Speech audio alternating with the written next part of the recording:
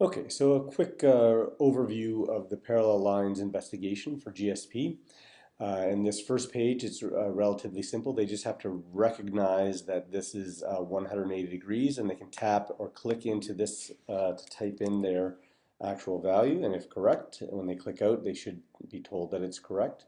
They also introduce the idea of what a transversal is, and hopefully what students can recognize here is that no matter what angle the transversal is at, the two angles x and y will add to 180, and they can check their answer here by just clicking on Show Answer. Now the second part of the sketch is to actually connect parallel lines and the transversal and what angles are equal. So they're first given this angle x and then this floating angle, and what they're asked to do is move the floating angle around to find other angles that are equal to x, and they can move it and they can also rotate it so they can verify that any particular angle is equal to x just visually. And hopefully they get the four angles that are equal to x in their heads, and then they can actually check which ones are equal by clicking here. Then they can show a different angle, do the same thing, see which angles are equal, move the floating angle around, and then check their angles here as well. And hopefully what they've noticed here is no matter what the transversal is, that is going to be also always true. And then they can test their theories here by given a bunch of scenarios, and they can actually drag each scenario over to whether it's true or false.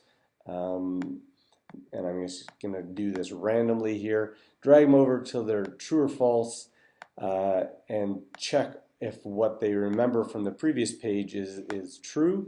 And once they've done that, they can actually click on Check Answers, and they will move the correct ones to the correct side. Obviously, they can only do this part once. It's not a dynamic sketch. It's just to check whether they picked anything up from that theory.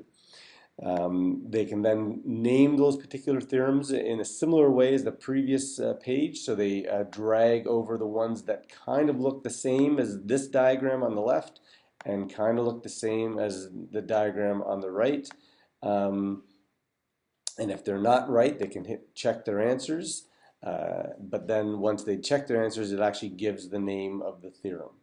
And finally, we revisit the idea of supplementary angles, angles that add to 180. Students will normally be used to the angles that add to 180 on a straight line. And what we're going to be asking them to do is look for angles that add to 180 that are not adjacent to each other. So these two angles are adjacent to each other. They add to 180.